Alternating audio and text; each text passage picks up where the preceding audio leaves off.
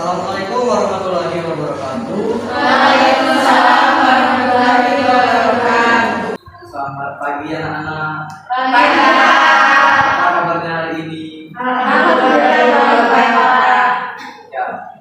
Bagaimana untuk belajar hari ini? Siap? Siap.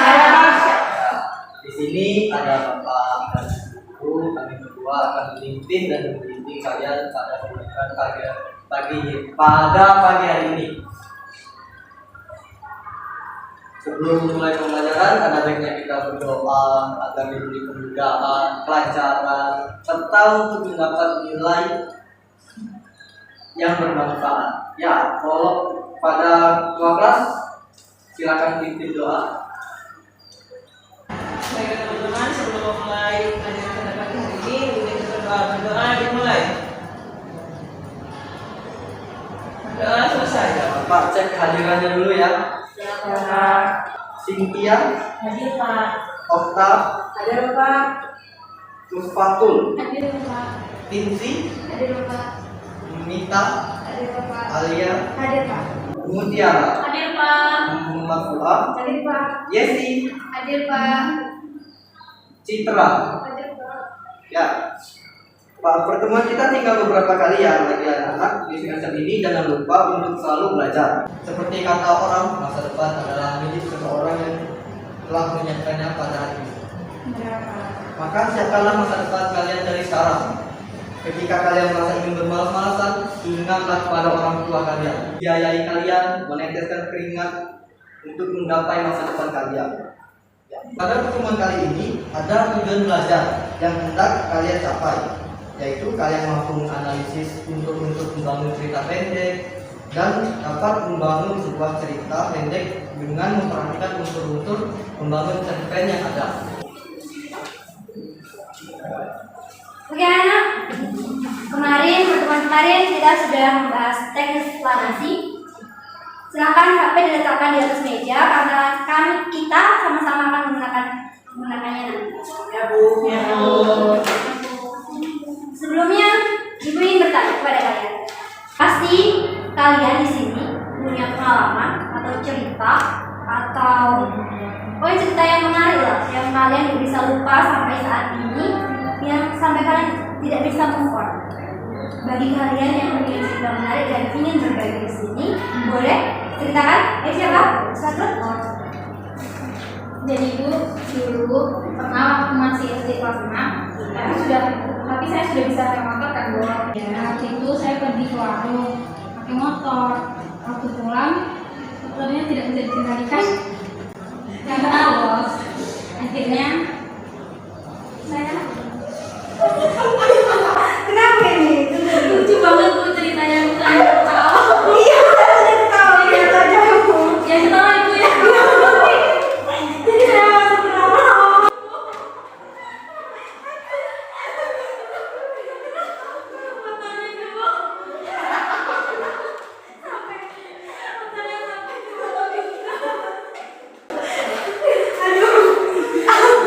Mulai kita akan selalu teringat oleh sepatu. Pengalaman dari sepatu ini akan selalu diingat dan itu tidak bisa dilupakan karena itu menariknya.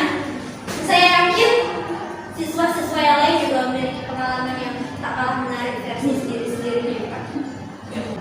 Ataukah kalian pengalaman kalian itu bisa menjadi sebuah karya sastra yang menarik? Salah satunya cerita pendek. Ada yang sudah tahu apa itu cerita pendek? Ya lihat. Karya sastra yang panjang, ceritanya pendek, tidak sepanjang novel. Ya benar sekali. Ada yang mau menambahkan? Saya Bu. Silakan. Karya tulis yang mengisahkan tentang sebuah cerita fiksi lalu dikemas secara pendek. Di dalamnya mengisahkan tentang kehidupan tokoh. Ya, betul sekali. Ternyata pintar-pintar ya siswa di kelas ini. Ya Bu. Kasih Bu. Pernah nggak kalian mendengar istilah cerita yang habis dalam satu kalimat? Pernah Bu. Ya, itu adalah Cerpen. cerpen. Itu mengisahkan kehidupan tokoh dari awal hingga bermasalah hingga pada tahap penyelesaian. Nah, dia dalam cerpen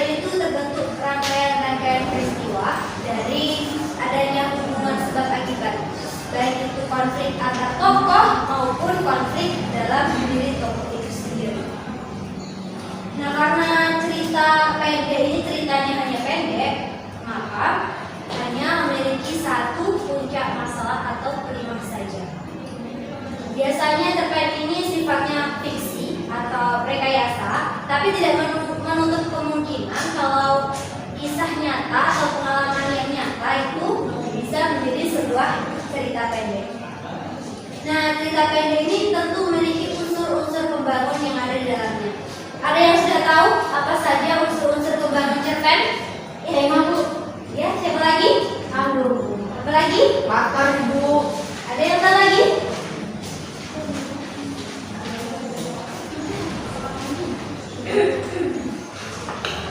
Ya, betul sekali apa yang sudah dikatakan oleh teman-teman kalian.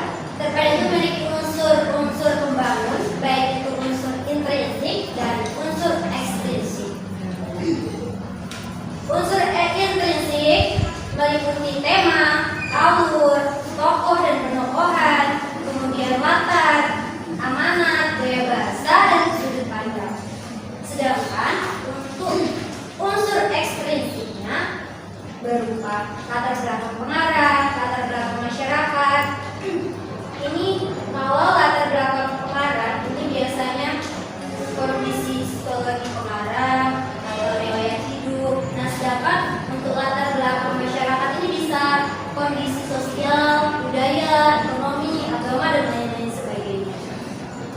Nah, untuk memperdalam lagi untuk mengetahui unsur-unsur pembangun dalam cerita pendek ini, Ibu minta kalian untuk membentuk kelompok. Bapak tolong bentuk kelompoknya.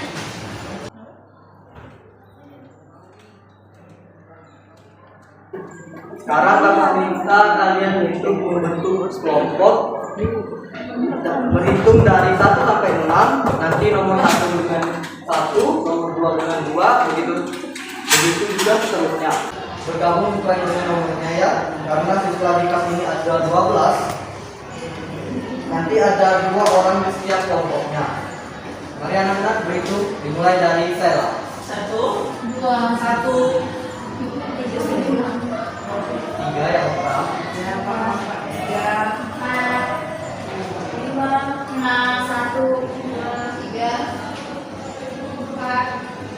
6. Ya. Sekarang kalian gabung sesuai dengan nomor kelompoknya. Hati-hati jangan berisik. Kaki yang bergerak, mulut diam. baik Pak. Ya. Betul.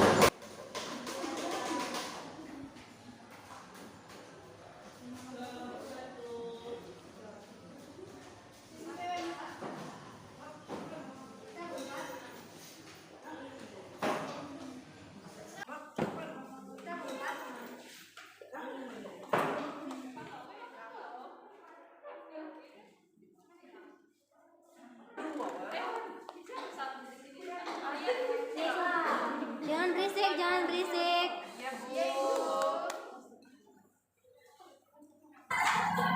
Oke, tadi Ibu sudah meminta kalian untuk meletakkan HP di atas meja. Dan saat ini Ibu minta kalian untuk menggunakannya. Ibu sudah bagikan link ke WA group. Silahkan kalian buka sesuai dengan kelompoknya. Kelompok 1, buka link nomor 1, kelompok 1, kelompok 2, begitu juga dan seterusnya. Nah, nanti kalian akan membahas satu unsur pembangun dalam setiap kelompoknya. Di dalam kelompok itu satu orang harus benar-benar menguasai unsur-unsur teks cerpen yang Ibu berikan kepada kalian. Karena nanti tiap orang memiliki tanggung jawab dan tugas masing-masing untuk menjelaskan kepada teman sekelompoknya. Ibu beri waktu 10 menit, silakan kalian untuk diskusi dan mempelajari tugas apa yang Ibu berikan kepada kalian. 10 menit dari sekarang. Baik Bu. Ya, Bu.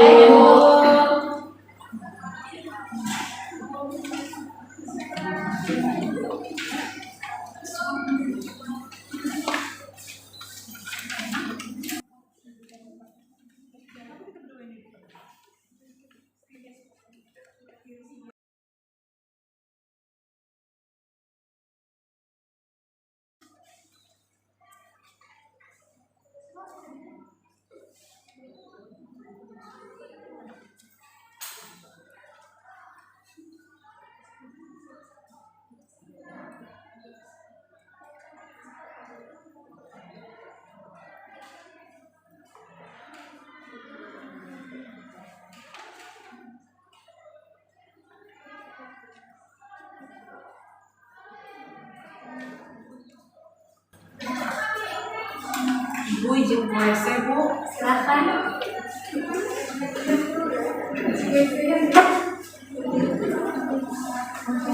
Silakan diskusi dengan baik dan silakan kuasai materi dengan sebaik-baiknya.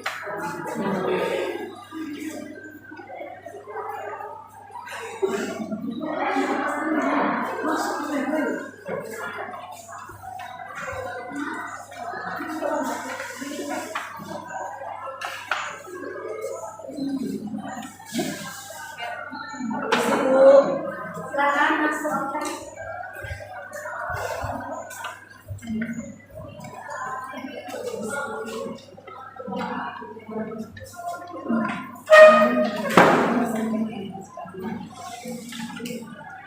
Jika ada kesulitan boleh ditanyakan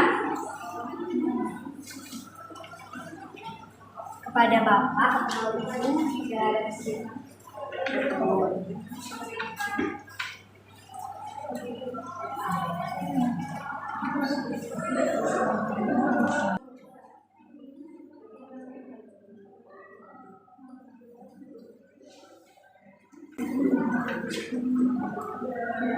Mau diskusi dengan siapa?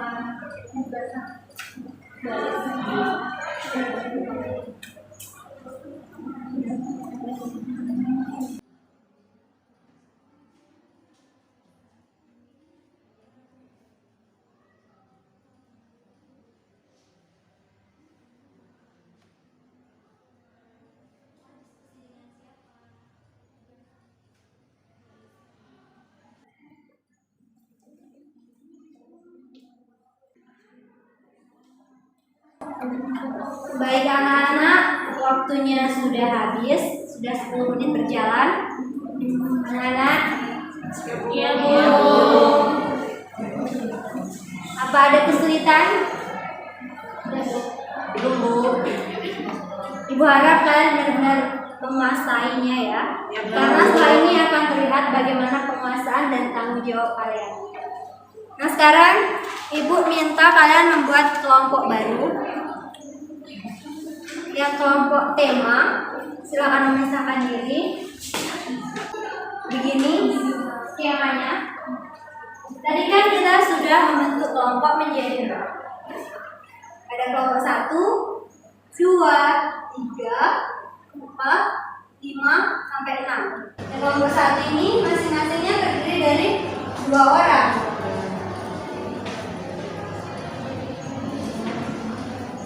Di kelompok baru ini, Ibu minta kelompok 1 memisahkan diri. Silakan Alia dan Stella memisahkan diri. Begitu juga untuk kelompok 2, silakan memilih kelompoknya mau ikut ke sini atau mau ikut ke sini. Kelompok 3 juga begitu. Begitu juga kelompok 4, kelompok 5, kelompok 6. Jadi nanti dapat ada 2 kelompok besar. Ya, Bu. Sudah dibentuk? Sudah, Bu. Nah sekarang karena kalian tadi sudah membahas mengenai unsur-unsur pembangun dan setiap kelompok itu memiliki bagian unsur pembangun yang berbeda-beda. Nah sekarang tiap kelompoknya menjelaskan kepada temannya unsur-unsur pembangun tersebut. Misalnya kelompok 1 tadi membahas tentang tema, silahkan menjelaskan kepada temannya. Kelompok 2 tentang tokoh, menjelaskan juga kepada temannya. Begitu juga dengan teman-teman yang lain, sampai teman-teman yang lain paham dan mengerti. Bisa dimengerti? Bisa, Bu.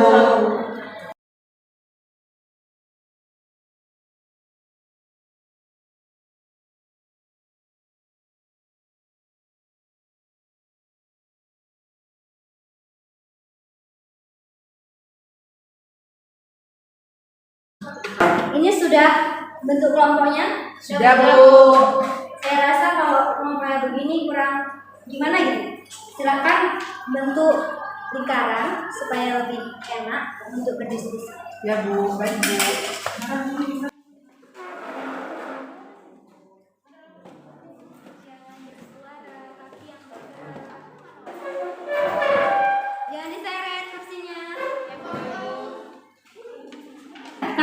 sudah saling membahas tiap bagian masing-masing di dalam kelompok yang pertama tadi.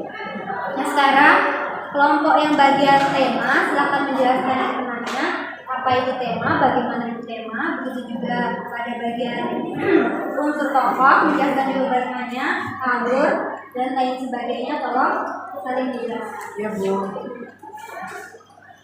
Ibu beri waktu 10 menit untuk saling menjelaskan. Nah nanti kalau ada kesulitan silahkan ditanyakan. 10 menit mulai dari sekarang. Oke teman-teman, kita langsung aja ya kita diskusi tentang ini. Jadi di sini aku dapat bagian dari tema gitu. Itu temanya tidak tersirat dalam cerpen, tidak tersirat gitu. Jadi kalau kita ingin menentukan sebuah tema dalam cerpen, itu tuh kita harus membaca keseluruhan dari cerpen itu. Nah, cerpennya membahas tentang apa, persahabatan atau pertemuan juga. Itu untuk temanya. Oke, kalau untuk alurnya, siapa tadi yang pertanyaan? Oke, untuk alur itu merupakan pola pengembangan cerita dari cerita itu sendiri. Biasanya alur ini terbentuk dari hubungan sebab akibat. Pola cerita harus menarik, kadang juga penuh kejutan, dan kadang juga berpolitik, dan kadang juga itu sederhana. Kemudian yang amanat, bagaimana? Kalau amanat itu pesan tersirat yang ingin disampaikan pengarang melalui cerpen tersebut. Kalau dari saya sendiri yaitu tentang tokoh ya. Jadi tokoh itu siapa saja yang terlibat atau yang ada di dalam cerpen itu. Kalau penokohan itu merupakan cara pengarang untuk menggambarkan dan mengembangkan karakter tokoh-tokoh dalam cerpen itu sendiri. Dan ada beberapa cara pengembangannya. Ada teknik analitik langsung, ada penggambaran fisik, ada pula pengungkapannya melalui jalan pikiran tokoh. Mungkin itu saja untuk Jadi tokoh. tokoh sama penokohan itu tuh berbeda. Ya, ada perbedaan antara tokoh dan tokoh.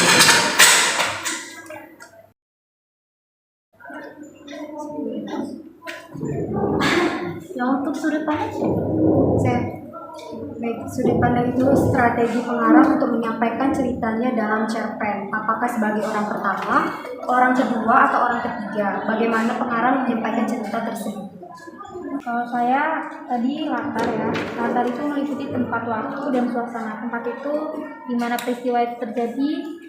Di dalam cerpen biasanya hal tersebut tertera dalam cerpen. Kalau waktu, kapan peristiwa dalam cerpen itu terjadi. Dan kalau suasana, bagaimana suasana yang ada dalam cerpen itu. Apakah bahagia, sedih, menegangkan, atau lain sebagainya. Oke, baiklah. Yang untuk gaya bahasa, untuk menciptakan suasana dengan merumuskan dialog yang memperlihatkan hubungan atau interaksi antar tokoh. Biasanya, pengarang memakai manis-manis tertentu dalam penggunaan gaya bahasa tersebut. Ibu rasa sudah cukup waktunya. Sebelum pada tugas baru, Ibu akan menegaskan ulang.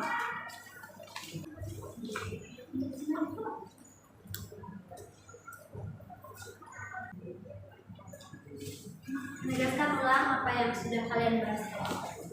Jadi cerpen ini memiliki unsur-unsur pembangun ya. Di antaranya ada intrinsik dan ekstrinsik.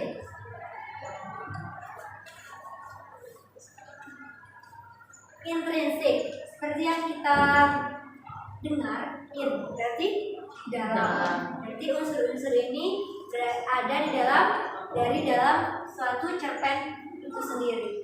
Di antaranya ada tema, kemudian alur,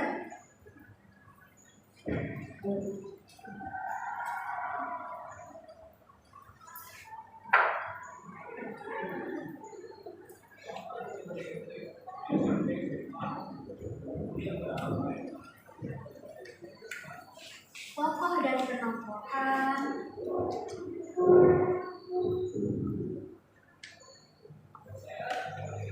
latar, apalagi anak-anak, sudut sudut pandang, dan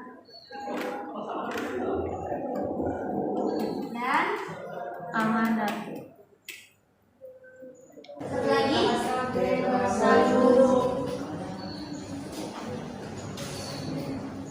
gaya bahasa. Tema. Jadi cerpen itu membahas tentang apa? Kita dapat mengetahui tema itu secara tersirat. Tema itu tidak tersurat, ditunjukkan oleh pengarangnya. Kita bisa mengetahui tema jika kita membaca secara keseluruhan. Cerpen tersebut membahas tentang apa? Apakah menceritakan tentang persahabatan, agama, atau yang lain sebagainya. Yang kedua, alur. Alur ini merupakan pola pengembangan cerita. Di dalam cerpen itu pasti ada rangkaian-rangkaian cerita yang terbentuk. Mulai dari awalnya, kemudian ke tengah, kemudian akhirnya. Ada pula yang cerpen yang dari awal, kemudian flashback ke masa silam.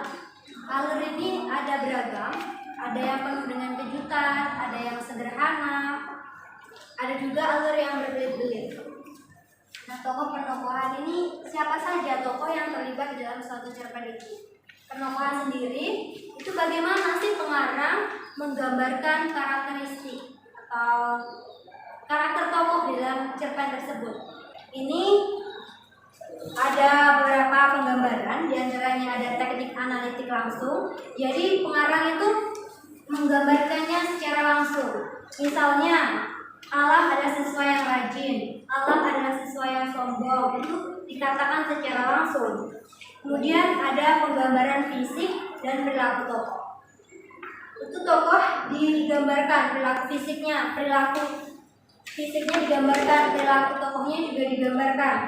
Misalnya orang-orang desa itu berteriak-teriak, jadi itu kan perilaku yang digambarkan. Kemudian yang ketiga, penggambaran lingkungan kehidupan tokoh. Lingkungannya itu bagaimana pengarang itu menggambarkan. Misalnya desa Karangsaga tidak kebagian aliran listrik, itu berarti kan lingkungannya. Kemudian penggambaran tata kebahasaan tokoh. Jadi kebahasaan tokoh itu bagaimana? Pengarang menggambarkan tata kebahasaan tokoh.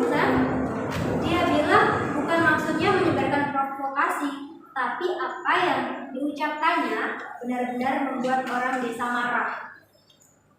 Kemudian pengungkapan jalan pikiran tokoh. Ini tokoh jalan pikirannya itu diungkapkan. Dalam pikirannya cuma anak gadisnya yang masih mau menyambut dirinya. Itu berarti kan penggambaran pikiran tokoh. Kemudian penggambaran oleh tokoh lain. Ia paling pandai bercerita, bernyanyi dan menari. Yang menjengkelkan saya, seluruh keluargaku jadi menaruh perhatian kepadanya. Jadi ada tokoh lain menggambarkan seseorang atau tokoh lainnya. Kemudian untuk latar atau setting, ini dibagi menjadi tempat, waktu, dan suasana. Tempat itu di mana peristiwa dalam cerpen itu terjadi. Kemudian waktu, kapan peristiwa itu terjadi. Sedangkan suasana itu bagaimana suasana dalam cerpen itu. Apakah bahagia, sedih, menegangkan, dan lain sebagainya. Kemudian sudut pandang. Sudut pandang ini strategi yang digunakan pengarang dalam cerpen untuk menyampaikan ceritanya.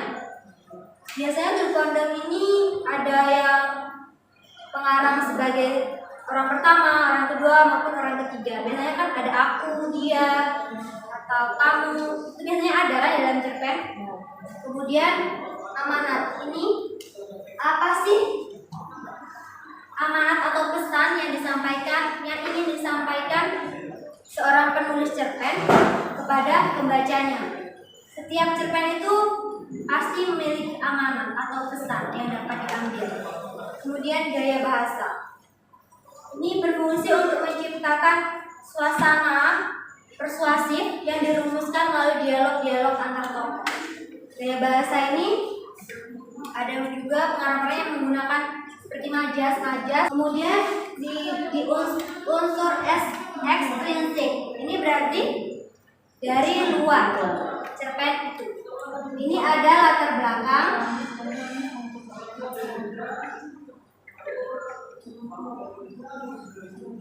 penulis, dan latar belakang masyarakat.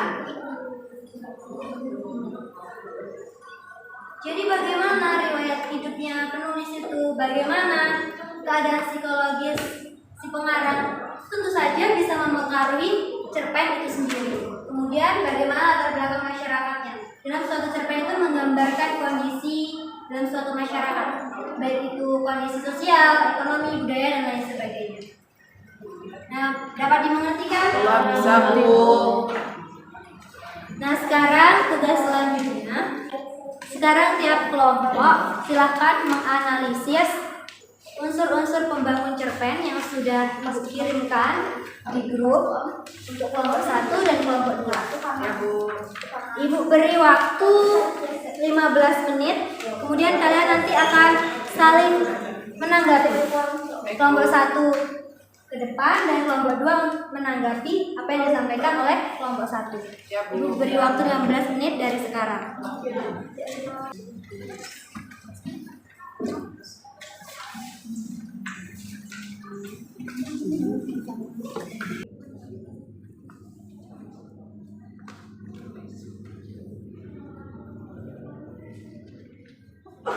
Silakan berdiskusi. Waktu terus berjalan.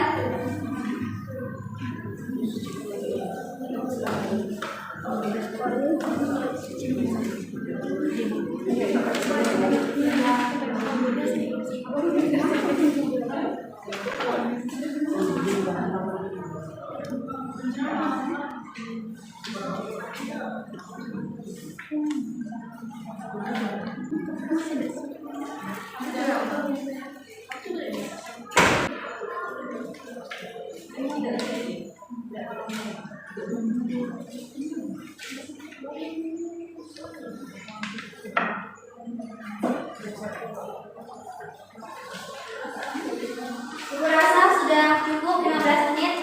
Sekarang Ibu minta kelompok 1 untuk ke depan dan mengkomunikasikan, presentasikan hasil diskusinya. Silakan.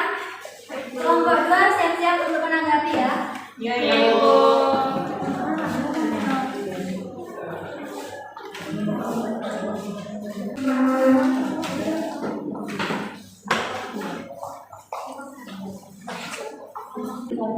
Oke, kelompok 1 silakan dimulai untuk mempresentasikan hasil analisisnya. Silakan dimulai. Dokter, Assalamualaikum warahmatullahi wabarakatuh. Waalaikumsalam warahmatullahi wabarakatuh. Baiklah, perkenalkan kami dari kelompok 1 yang di sini akan menyampaikan hasil diskusi kami mengenai analisis tentang cerpen Robohnya Surau Kami karya A.A. Nafis, yang dimana di sini dilihat dari unsur intrinsik dan juga eksplisit. Oke, pertama-tama sebelumnya perkenalkan nama-nama kelompok kami. Yang pertama saya Cynthia Renika, Saya Messi Mehrani. Saya Sita Puspita Sari. Saya Beatrice Purwandi. Saya Okta Lestari. Saya Fatwa Putri. Oke, baiklah, langsung saja di sini saya akan memberikan kesempatan kepada teman saya untuk membaca hasil dari diskusi kami. Pada saudari Pinsi di sini. Baiklah, yang pertama yaitu tema. Tema cerpen ini adalah kesombongan seseorang dalam menjalani hidupnya, sehingga dia gagal mengurus keluarganya. Yang kedua, alur. Alur cerpen ini adalah alur mundur, karena kisahnya mengisahkan peristiwa yang telah berlalu, yaitu sebab-sebab kematian kakek Garin. Ketiga, kewatakan. Yang pertama ada aku. Tokoh ini begitu berperan dalam cerpen ini. Darinya kita bisa mendengar kisah si kakek yang membunuh dirinya dengan cara menggorok lehernya dengan pisau. Pengarang menggambarkan tokoh ini sebagai orang yang ingin tahu perkara orang lain. Yang kedua ada Adi Sidi, suka membual. Yang ketiga ada kakek, rajin ibadah, egois, lalai, mudah dipengaruhi dan mudah mempercayai orang lain. Yang keempat ada Haji Soleh, selalu mementingkan diri sendiri. Yang kelima, selanjutnya ada sudut pandang. Sudut pandang yang digunakan dalam cerpen ini adalah sudut pandang orang pertama. Pengarang berperan sebagai tokoh utama, sebab secara langsung pengarang terlibat dalam cerita.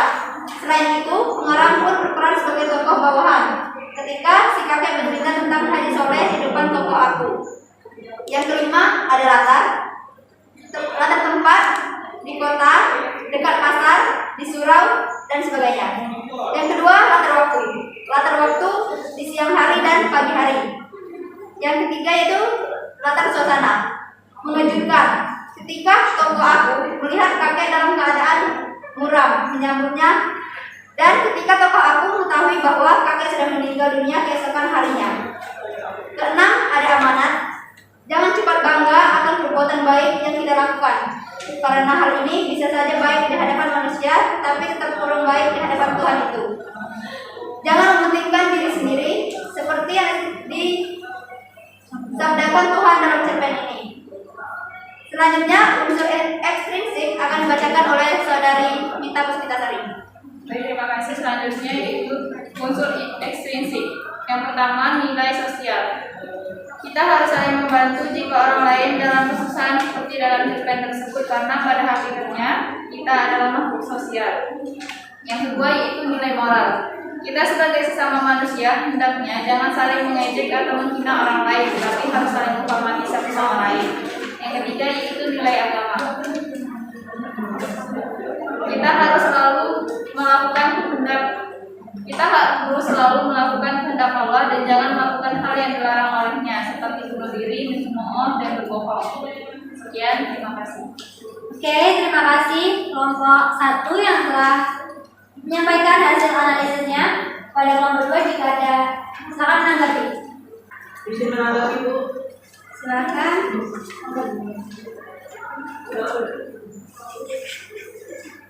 Kelompok kami menemukan bahwa sebenarnya tema terletak pada persoalan batin sakit garin setelah mendengar bualan hadis ini.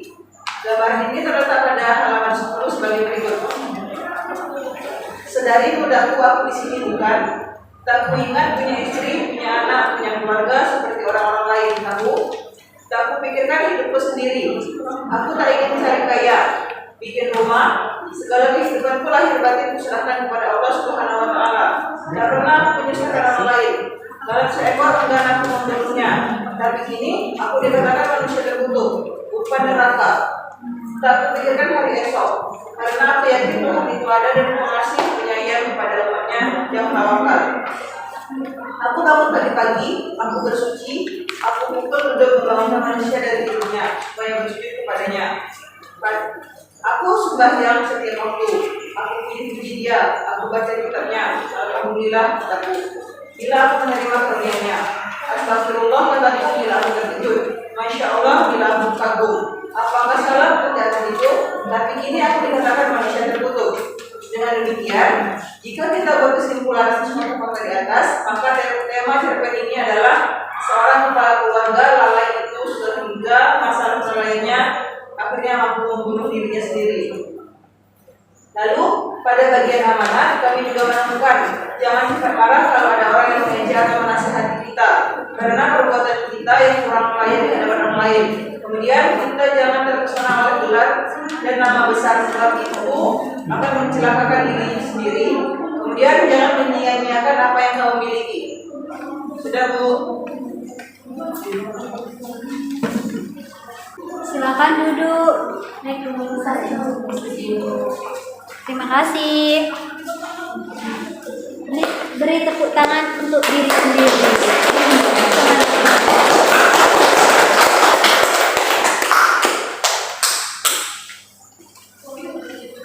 Baik anak-anak, terima kasih atas penampilan kalian yang sangat luar biasa tadi.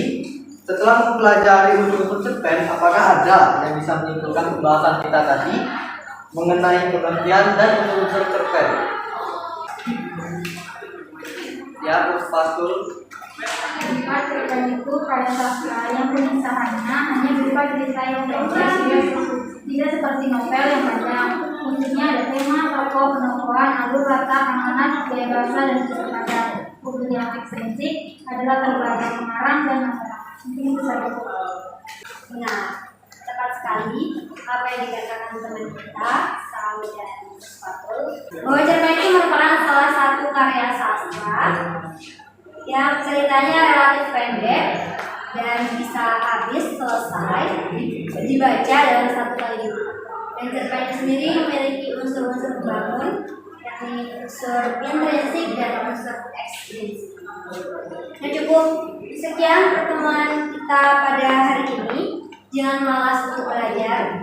Dari pembelajaran kita hari ini, kita dapat mengambil pelajaran bahwa pengalaman kita yang sederhana, yang menarik, yang tidak bisa kalian lupakan, itu bisa menjadi ide dalam sebuah karya sastra.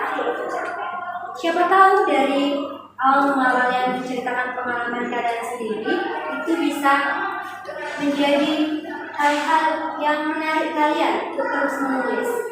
Untuk pertemuan selanjutnya, Ibu minta kalian mempelajari teks eksposisi untuk mempersiapkan pelajaran yang selanjutnya. Dan Ibu memberi tugas untuk kalian untuk menyusun satu cerpen, sebuah cerpen berdasarkan pengalaman atau cerita pribadi kalian dengan sebuah cerpen dengan memperhatikan unsur-unsur pembangunnya, baik unsur intrinsik maupun ekstrinsik. Bisa dimengerti? Bisa, Bu.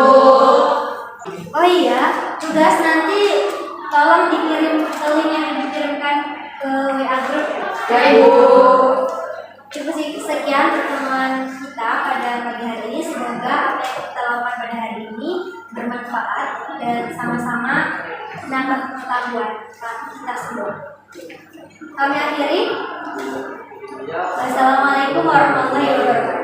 Waalaikumsalam warahmatullahi wabarakatuh. Terima kasih, Bu. Bu, keluar duluan ya. Ya, Bu.